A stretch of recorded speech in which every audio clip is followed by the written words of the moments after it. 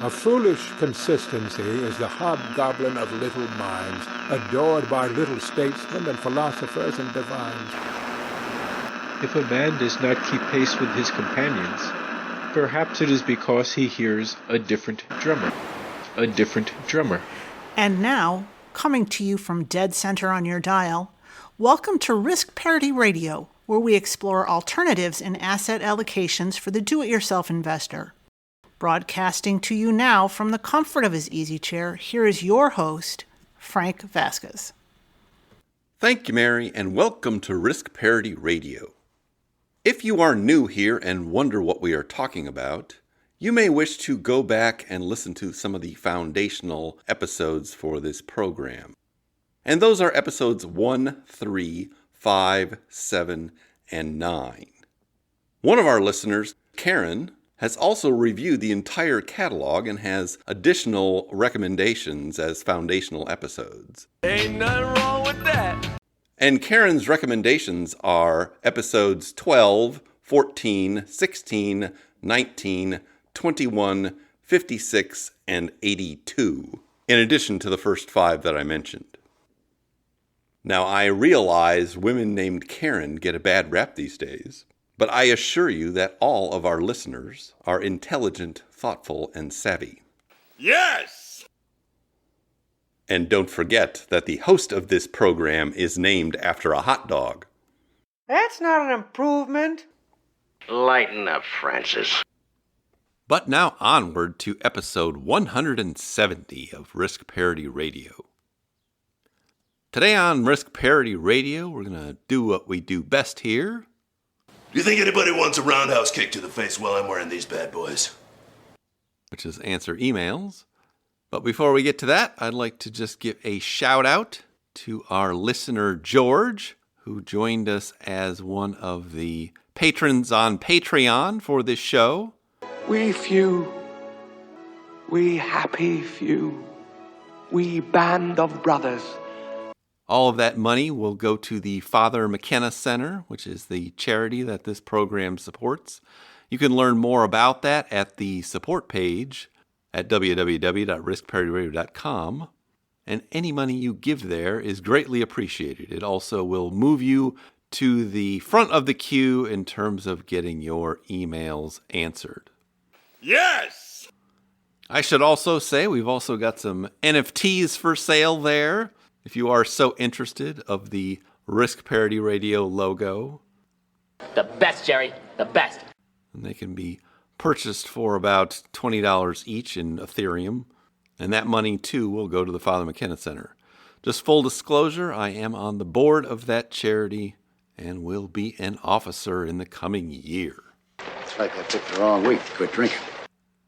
But without further ado... Here I go once again with the email. And... First off, we have an email from Jeff. And Jeff writes...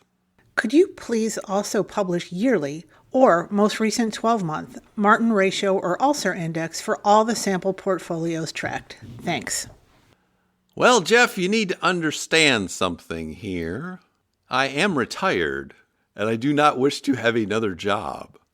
I don't think I'd like another job. I don't think I'm going to go anymore.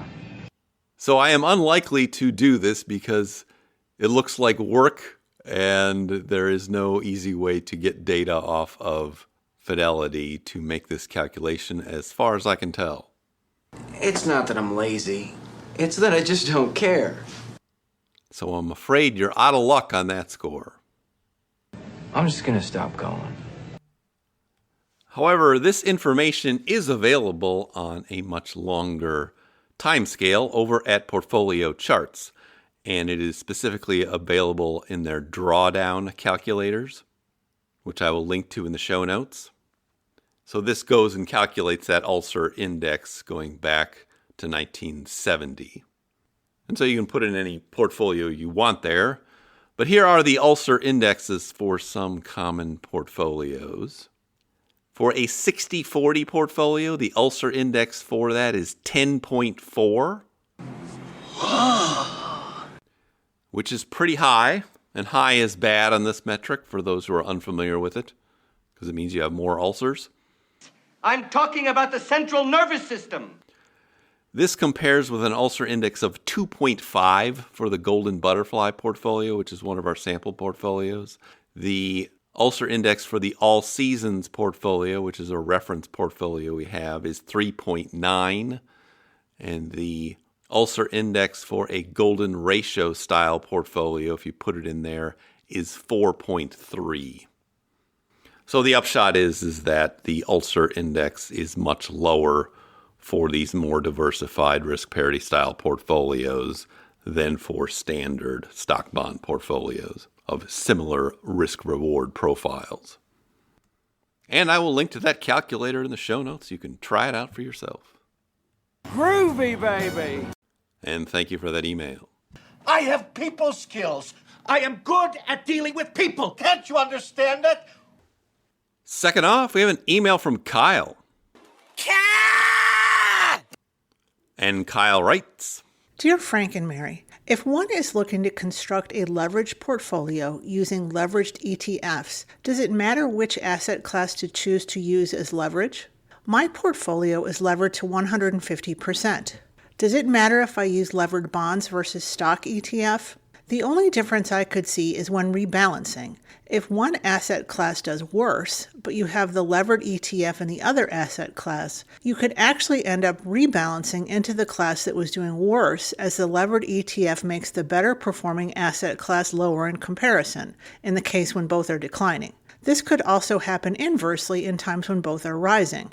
Does this make much of a difference for your long-term portfolio? All right, well, the basic answer to your question is that in theory, no, it does not matter where the leverage is applied. However, you need to make sure that your holdings are still in the proportions you want. Kyle, I love you, man. So, for example, a 10% holding of a 3 times leveraged fund is equivalent to a 30% holding of an unleveraged fund. So make sure you are multiplying those out when you are doing your allocation proportions. There's also a practical consideration is that some leveraged funds are much better constructed than other leveraged funds, but that pertains to whether it's using options, futures, swaps, or something else to construct the leverage within the fund. And so you're looking for the most efficient ones that have the best tracking in terms of the index that they are following. Now, as for rebalancing, if you are rebalancing on a calendar basis, it should not matter, since you were just going to reset everything back to where it was in the first place.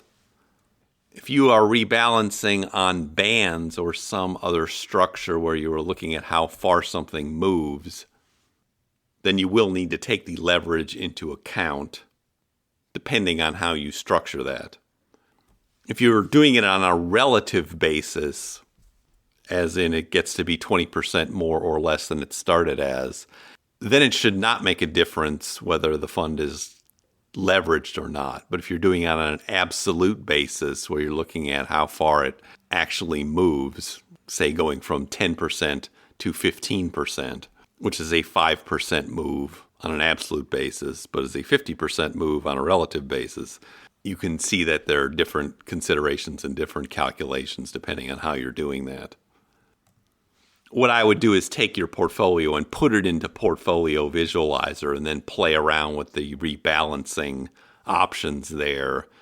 And then also look at the back testing of that to see which components in fact moved enough to be rebalanced. Because typically in a portfolio, there'll be certain assets that do the most triggering of the rebalancing. I'm not aware of any magic formula that determines optimal rebalancing for a given portfolio, although articles and research have suggested that at least in an unlevered portfolio, a 20% relative move seems to be as close to optimal as anything. I'm not aware of anybody that's done any real research on using leveraged funds and what would be optimal rebalancing for those. What? The money in your account, it didn't do too well, it's gone. And again, that's a good use of Portfolio Visualizer's backtester with its options for rebalancing that you can adjust to see how it works out. And thank you for that email. Don't let it go, Cal. I want to hold you every morning and love you every night, Cal. I promise you nothing but love and happiness. Next off, we have an email from Richard. And Richard writes, Frank, just a quick follow-up to my previous email below. After playing around a bit, I don't think combining GDE and NTSX would be terribly useful. However, I do still like it, but perhaps paired with TYD/EDV and an SCV fund. 44% GDE, 22% TYD or EDV, 34% SCV. All right, what Richard is referring to here are some discussions in episodes 167 and 168 of this new fund, GDE, which is a combination of gold and the S&P 500 that is leveraged from Wisdom Tree. And I had said it looked interesting, but that we would have to wait and watch it for a couple of years to determine whether it was, in fact, that useful. But that should not prevent you from thinking about how you might use it, which Richard has done here. You have a gambling problem. And it's always nice to see people are thinking about these things and how they might employ them for their own portfolios. Well, you have a gambling problem. I don't have any comment on what you've constructed, but it looks interesting to me. You can't handle the gambling problem. And thank you for that email. Fourth off, we have an email from Jamie. And Jamie writes, Hi, Frank. Thank you for your podcast and the insights you have shared. I have a special place in my heart for the Groundhog Day movie quotes. I would like to understand commodities-related funds better as to whether they should have a place in my portfolio or not. I'm actually surprised that there has been no mention of VCMDX or BCI, two very low-cost broad commodities funds that seem to have a fair amount of assets under management. So, on to my questions. 1. I remember hearing about collateralized commodity futures, CCFs, back in the aughts from Larry Swedroe, from which he later withdrew his support. More recently, I have heard about commodity trading advisors, CTAs. Do VCMDX or BCI fall under either of these types of funds/vehicles, or are they something different? Are they similar in operation to COM that you reviewed in episode 99? 2. Do all commodities funds, excepting precious metals, involve active-style fund management? 3. Perusing the VCMDX prospectus makes me wonder whether most non-precious metals commodities funds violate the simplicity principle, what with the section on derivatives risk, to the fact that they use Cayman Island subsidiaries. Would you agree? 4. Can you suggest some resources to understand more how these funds work and the downside risks? I realize they are mostly up right now, but it wasn't always that way. 5. Why do these funds sometimes have a negative SEC yield?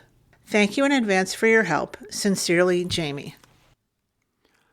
All right, these are some interesting and timely questions. You know, whenever I see an opportunity now, I charge it like a bull. Ned the Bull, that's me now. Let's go through them one at a time. Regarding collateralized commodities futures back in the aughts, yeah, I don't recall what that was all about, but we have moved on with many more commodities funds since then. So to the extent that those were relevant at that time, I think they're more or less obsolete. If you are talking about commodity trading advisors or CTAs, those are essentially hedge fund managers that trade primarily in futures contracts, which can include commodities, currencies, interest rates, and essentially any other thing. Usually CTAs, at least ones that are available for private investors, are investing in trend-following strategies. And often this is also referred to as managed futures strategies. There are not many ETFs that you can buy that go into those types of strategies. One that we have talked about is called DBMF, and we discussed that in episodes 55 and 57, and what that does is actually track a number of CTAs in their strategies and emulates them in the form of a fund.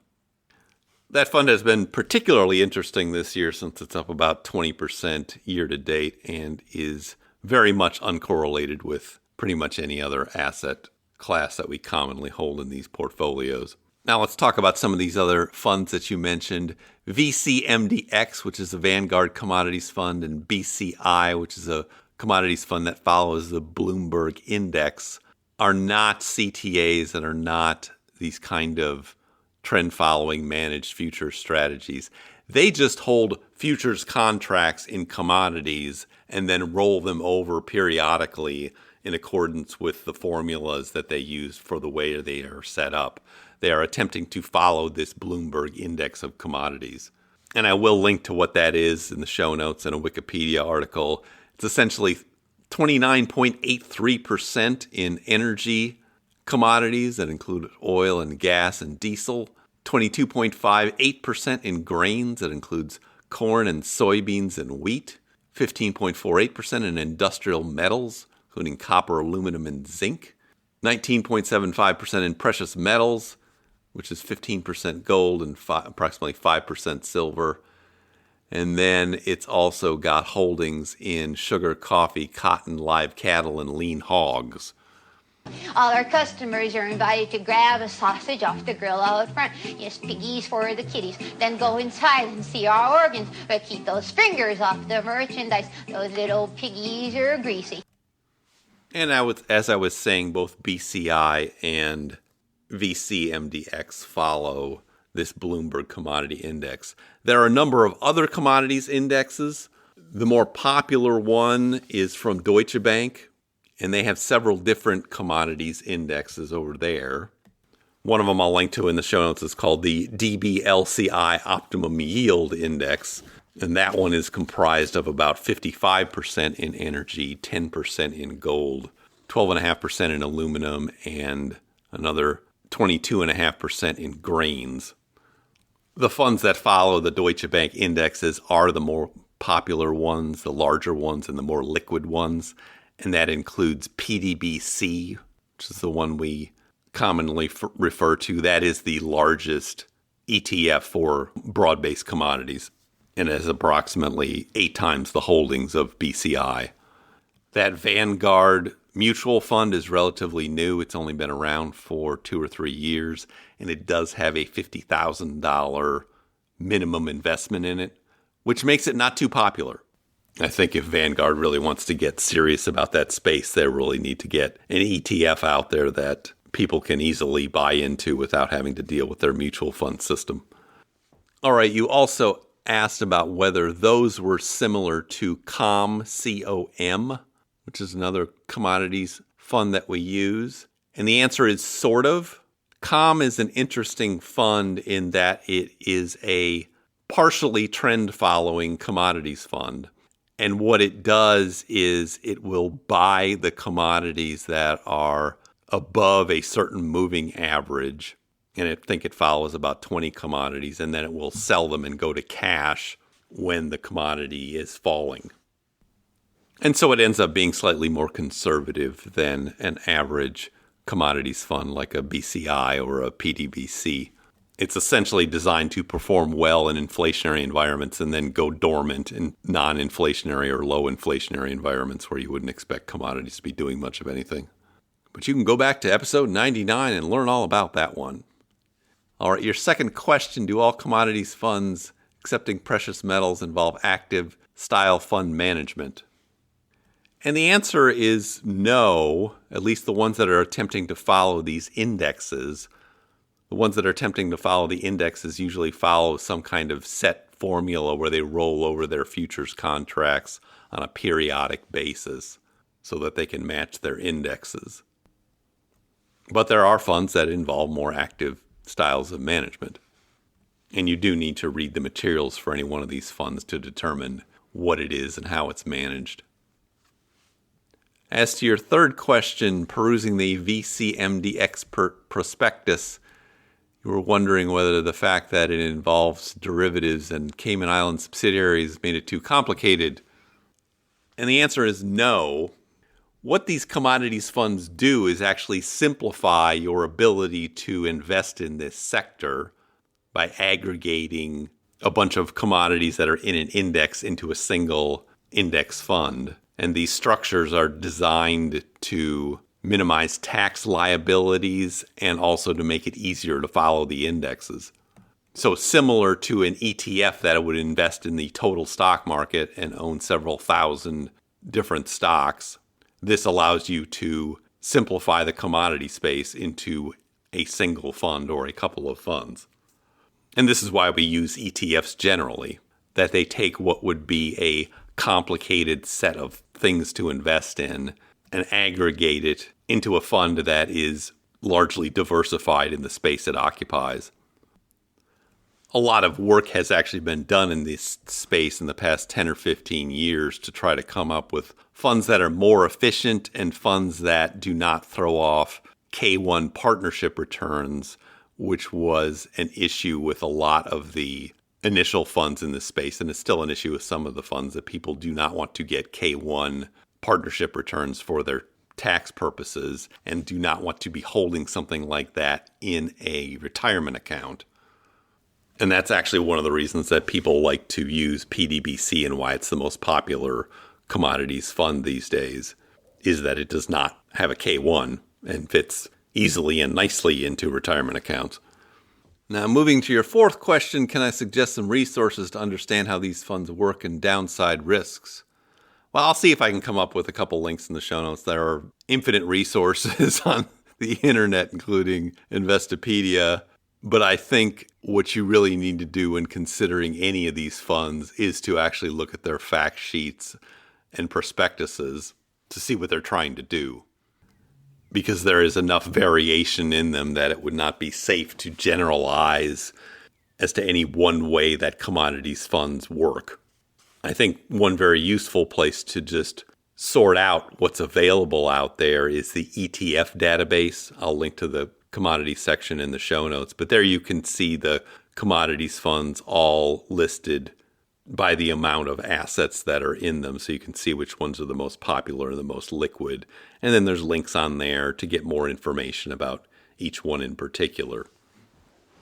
All right, question 5, your last question. Why do these funds sometimes have a negative SEC yield? And the answer is, it's because it's the nature of the beast. You know, I got friends of mine who live and die by the actuarial tables, and I say, hey, it's all one big crapshoot anywho. In their essence, commodities are a speculation because they do not produce income and they are not businesses. So you are buying something and hoping it's going to be worth more later when the futures contract is sold. What that means in overall portfolio construction is that commodities funds tend to only have one job. You had only one job. And that job is to perform well in inflationary environments. And in fact, when you do not have an inflationary environment, commodities funds often do nothing or go down in value. And prior to the past year or so, you would have seen most commodities funds have zero returns or slightly negative returns, certainly not very good returns at all because we didn't have much inflation. But once inflation does kick in, then they become the best things on the planet to take advantage of that kind of environment. And so lots of these funds are up 50% or more in the past year. And so what that tells you overall is that you are not holding a commodities fund as a primary return driver. You are holding it for its diversification properties and its outsized performance when you have an inflationary environment where both your stocks and your bonds could be struggling, as they are today. You need somebody watching your back at all times. But if you hold too much of a commodities fund, it will drag down the overall performance of your portfolio. You can't handle the pot roast. And if we see inflation cool off, you will see these commodities funds drop high, up to 50%, depending on how quickly inflation subsides or where it goes next. Along those lines, there's an interesting blog post over at Risk Parity Chronicles about which assets do the best in inflationary environments. And of course, commodities are at the top of that list. I'll link to that in the show notes so you can check that out. Real wrath of God type stuff. But this really does go to the idea that in a risk parity style portfolio, you need to look at your assets as performing particular roles and make sure that you pick the best asset to perform a particular role that is available, because you would prefer to have less of something performing a role than having more of it perform a role, because the less you have of things like commodities that are designed to do well in inflationary environments, the more space you are going to have for your ordinary return drivers like stocks. That is the straight stuff, oh Funkmaster. But that does get to the heart of portfolio construction. Yes! And it reminds me I really should do a 10-question analysis of PDBC, since I haven't done one yet. I think I also probably owe you all a analysis of TMF. But that's a different story. That was weird, wild stuff. And thank you for that email. Am I right or am I right? Or am I right? Am I right? I gotta go. Last off. Last off, we have an email from my contact info. Again. Surely you can't be serious. I am serious. And don't call me Shirley. The prolific my contact info writes this time. Frank, currently listening to episode 165. Great stuff. Thank you. Perhaps this is obvious, but I sense it needs to be emphasized. There is no perfect solution to money management. I believe you state this as well. More likely, there is a range of acceptable solutions, but a far greater universe of possible mistakes, which you do a tremendous job of illustrating. The proliferation of tools for money management is, as you correctly point out, a potential positive, but also increases the possibility for devastating harm through suboptimal marketing. Education and transparency are key, in my view, which you provide via your content and portfolio updates. Concepts such as compounding, diversification, kurtosis, efficient markets, risk, etc., are difficult to internalize and superficially simple. My sense is that many in the finance industry do not grasp the core concepts, not to mention their clients. Sorry for the rant, and thank you for the podcasts. Bow to your sensei. Bow to your sensei! All right, yeah, my contact info was referring to episode 165, if that wasn't clear. And yes, I agree, there is an awful lot of information out there, and sometimes it is kind of like drinking from a fire hose with all that's available now. But I think that if people do get more familiar with tools like Portfolio Visualizer and Portfolio Charts, you will see people acquiring better understandings of these concepts. And I agree that most people in the financial services industry do not grasp these core concepts because really that's not part of their job. That's really not what I do, Peter. There is an extremely low barrier to entry for people who want to work in the retail financial services industry. Basically, you have to show up, take some classes, and learn some materials that they will provide. But your real job is to sell the company's products using the company's marketing materials. Always be closing. Always be closing. And so that's what you really need to know. Because the way sales are made largely in the industry is by hand-holding and making people feel good, and not by necessarily informing them of all of their options. Because we're adding a little something to this month's sales contest. As you all know, first prize is a Cadillac Eldorado. Anybody want to see second prize? Second prize is a set of steak knives. Third prize is you're fired. Which would be detrimental to the bottom line. And the milkshake drinking. I drink your milkshake. I drink it up! But I'm glad you enjoyed the podcast, and thank you for your rant. You are talking about the nonsensical ravings of a lunatic mind. But now I see our signal is beginning to fade. We'll pick up again this weekend with our weekly portfolio reviews. And I guess we'll have our monthly portfolio reviews too. If you have comments or questions for me in the meantime, please send them to frank@riskparityradio.com. That email is frank@riskparityradio.com. Or you can go to the website, www.riskparityradio.com, and put your message into the contact form there, and I'll get it that way. For more Risk Parity musings in a blog form, check out Risk Parity Chronicles, www.riskparitychronicles.com, which is run by one of our listeners, Justin. It's called a posse. Weird, wild stuff. That it is, sir, yes. If you haven't had a chance to do it, please go to your podcast provider and subscribe, give me some stars, a review. That would be great. Okay. Thank you once again for tuning in. This is Frank Vasquez with Risk Parity Radio, signing off. I swear by the moon and the stars and the sky, I'll be there, Cal.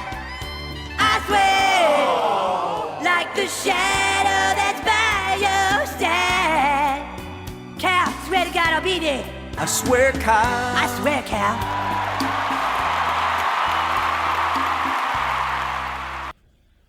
The Risk Parity Radio Show is hosted by Frank Vasquez.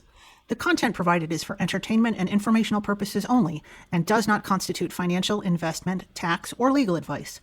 Please consult with your own advisors before taking any actions based on any information you have heard here, making sure to take into account your own personal circumstances.